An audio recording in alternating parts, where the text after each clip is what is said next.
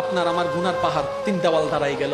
আপনি আমি চাইলেও এটাকে যদি 50 বছর পরিশ্রম করি ভাঙতে লাগবে 50 বছর, এতটুকু হায়াত তো আমাদের কাছে নাই। রব বলে একটা কাজ কর না। মৌলা কি কাজ? রব বলে যে তুই আমার কাছে তওবা কর না, মন থেকে তওবা কর না, মন থেকে তওবা কর না, মন থেকে তওবা কর না। এবার বান্দা বলে মৌলা আমি এই তওবা করছি, এই তওবা করছি, এই তওবা করছি, এই তওবা করছি। রব বলে যে এটা না তো, এটা না তো, এটা যদি তওবা হয় হাত ছাড়ারা কেমনে তওবা করবে?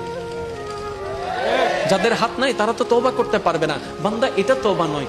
মৌলা তো কি তওবা? রব বলে মন থেকে একটু বল না, মন থেকে একটু ডাক না, মনটা একটু ঝুঁকাই দে না। মৌলা আমি যদি এখন মসজিদে যাই সবাই আমার দিকে চোরের মতো তাকাবে, বলবে যে নিশ্চয়ই কিছু অঘটন করেছে তাই মসজিদে এসেছে। মৌলা আমার ইজ্জতের উপর হাতরা আসবে। রব্বে করিম বলে মসজিদে তোর যাওয়া লাগবে না, তুই ঘরে যাই নামাজ বিছা। মৌলা যাই নামাজ বিছালে তো ঘরের মানুষের ঠাট্টা করা শুরু করবে। বান্দা বলে যে এটাও পারবো না, এটাও পারবো না। রব বলে একটা কাজ কর, কিচ্ছু করা লাগবে না, তুই শুয়ে শুয়ে যদি মন থেকে একবার বলস ও রহমান, ও রহিম, ও গফফার, ও সত্তার, ও খালিক, ও মালিক, তুমি ছাড়া তো আমার কেউ নাই, তুমি তো রহমান, তুমি তো গফফার, তুমি তো সত্তার, তুমি তো মাফ করনেওয়ালা। ও মাওলা আমি ভুল করেছি, অন্যায় করেছি, গুনাহ করেছি, তোমাকে নারাজ করেছি, তোমার জমিনে থেকে তোমার দেওয়া রিজিক খেয়ে তোমার অবাধ্যতা করেছি মওলা, বুঝতে পারি নাই, তুমি মাফ করে দাও, মাফ করে দাও, মাফ করে দাও। রব্বে করিম বলে মন থেকে আওয়াজও করার দরকার নাই, তুই মন থেকে বলতে থাক, আমি রব খুশি হয়ে মাফ করে দিতে রাজি আছি।